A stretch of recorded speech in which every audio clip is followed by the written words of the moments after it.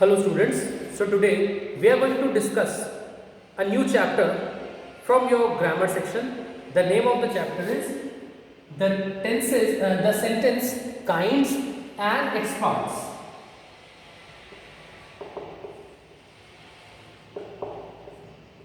Okay, so as you can see the name of the chapter, the sentence kinds and its parts. It is basically the formation of the sentence we will read here, and then the types of the sentence, and then the parts of the sentence. Okay, so first of all we must know that what is a sentence. So a sentence is a group of words that makes a complete sense.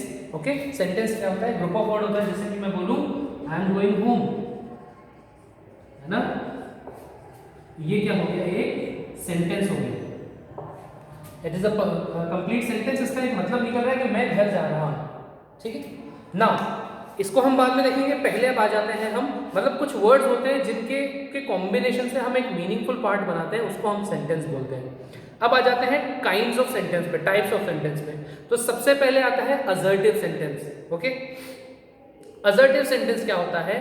N assertive sentence makes only a statement. क्या बनाता है? सिर्फ एक statement देता है. And ends with a full stop. It may be affirmative और negative. एक and full stop के साथ एंड होता है. ये अफर्मेटिव भी हो सकता है, यानी पॉजिटिव भी हो सकता है और नेगेटिव भी हो सकता है, लेकिन एक स्टेटमेंट होगा.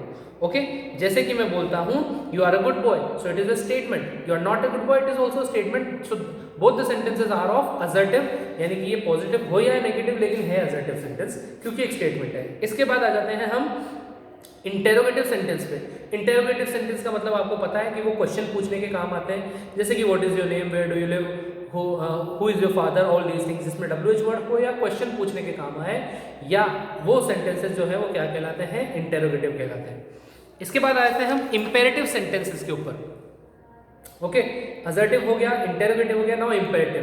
तो इंपेरेटिव सेंटेंस वो होते हैं जो किसी तरह के कमांड, ऑर्डर, रिक्वेस्ट या एडवाइस को शो करते हैं, है ना. कमांड है, ऑर्डर है, रिक्वेस्ट है, एडवाइस है. जैसे मैं बोलूं please give me your pen, तो ये जो है एक इंपेरेटिव सेंटेंस हो गया. शट द डोर, ये एक इंपेरेटिव सेंटेंस हो गया. तो किसी भी तरह का ऑर्डर हो, कमांड हो, रिक्वेस्ट हो या एडवाइस हो, ये सब किसके अंदर आते हैं? इंपेरेटिव सेंटेंस के अंदर आते हैं.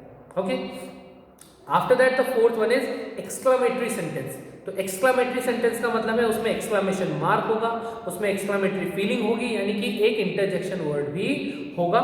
ऐसा नॉर्मली जिसमें एक सडन फीलिंग को शो करता है, जो सेंटेंस एक सडन फीलिंग को शो करता है, उसको हम बोलते हैं it is an exclamatory sentence. Okay, for example, oh we won the match, hurray we won the match, है ना. तो ये क्या हो गया? एक एक्सक्लामेटरी सेंटेंस हो गया, क्योंकि इसके अंदर एक एक्सक्लामेशन फीलिंग है, एक सडन फीलिंग है of happiness. Okay, now the next one is optative sentence. Fifth type कौन सा है हमारा? Optative sentence. तो ऑप्टेटिव सेंटेंस कौन कौन से होते हैं? जो किसी तरह की विश, होप, प्रेयर, इन सब चीजों को एक्सप्रेस करते हैं. तो ये सब क्या कहलाते हैं? ऑप्टेटिव. जैसे मैं बोलूं मे गॉड ब्लेस यू, तो ये एक ऑप्टेटिव सेंटेंस है. मे यू लिव लॉन्ग, ये भी एक ऑप्टेटिव सेंटेंस है. तो ये क्या है? एक तरह का प्रेयर है, या आपके लिए विश की जा रही है कि आप अच्छे से रहो, और ऑल दीज थिंग्स.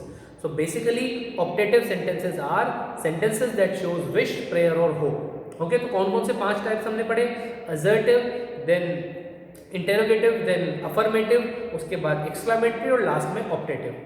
इसके बाद आ जाते हैं हम parts of a sentence पे. ये थे types of sentence कि कौन कौन से types होते हैं, kinds होते हैं. इसके बाद आ जाते हैं हम parts of a sentence पे. ओके, तो parts में sentence के कौन कौन से part होते हैं देखते हैं. देखो, सबसे पहले आता है सब्जेक्ट. ओके, तो सेंटेंस का सबसे मेन पार्ट कौन सा होता है? सब्जेक्ट. जैसे ये एक सेंटेंस है ना, तो इसमें ये सेंटेंस के अंदर, इस सेंटेंस के अंदर ये चीज क्या है? कौन इसको कर रहा है? The doer of the action, उसको हम बोलते हैं कि वो क्या है? वो सब्जेक्ट है. ठीक है, तो इसीलिए इस सेंटेंस के अंदर सब्जेक्ट क्या है? आई है.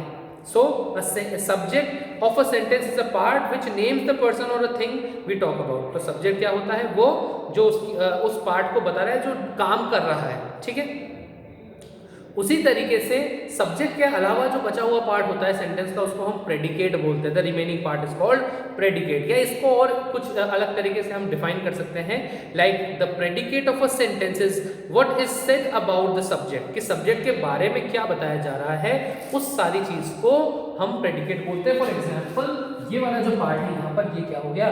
प्रेडिकेट हो गया. तो I is subject, am going home is what? It is a predicate. So that is how, in this way, we can divide a sentence in two parts. That the first one is subject, है ना, the doer of the action, and the second one is predicate, which tells us about what the subject is doing or tells us about the subject. So this is how we can divide a sentence. Now let's go through a few questions. So the first one is, a group of words that makes a complete sense is called dash. एक group of word जो complete sense देता है उसको क्या बनाते हैं, क्या बोलते हैं? अ फ्रेज, क्लॉज, सेंटेंस और a paragraph. So it is the correct answer is a sentence. Okay, now the next one. A sentence always has a dash in it. Sentence में हमेशा क्या होता है? नाउन होती है, वर्ब होती है, एडजेक्टिव या एडवर्ब. सो वर्ब होता है. सेंटेंस में हमेशा वर्ब होगा बिकॉज काम के पर्पस से ही हम बोलते हैं. Third, don't tell a lie. To which kind does this sentence belong? ये सेंटेंस किस में आता है? Don't tell a lie. ये असर्टिव है, इंटेरोगेटिव है, एक्सक्लेमेटरी है, इंपेरेटिव है ना? तो ये क्या है? इंपेरेटिव सेंटेंस है, क्योंकि ये किसको शो कर रहा है? एक एडवाइस को शो कर रहा है. Okay, so with this we have completed the explanation portion of this particular chapter. We have gone through the kinds of the sentence, and then we have gone through the parts of the sentence where we have seen subject and the predicate. Then we have seen a few questions related with the particular chapter. So now what you have to do is to go through the chapter and then read it from your book, go through a few examples, go through this video once or twice if you cannot understand that particular thing, and then you will be able to understand it and also solve the exercise of your book. Okay, so हमने देखा assertive, interrogative, imperative, exclamatory, optative, 5 तरह के sentence. इसके बाद हमने देखा subject क्या होता है, जो डूअर ऑफ द एक्शन होता है, और जो उसके अलावा जो रिमेनिंग पार्ट है उसको हम प्रेडिकेट बोलते हैं. आई होप आपको समझ में आया होगा. Thank you.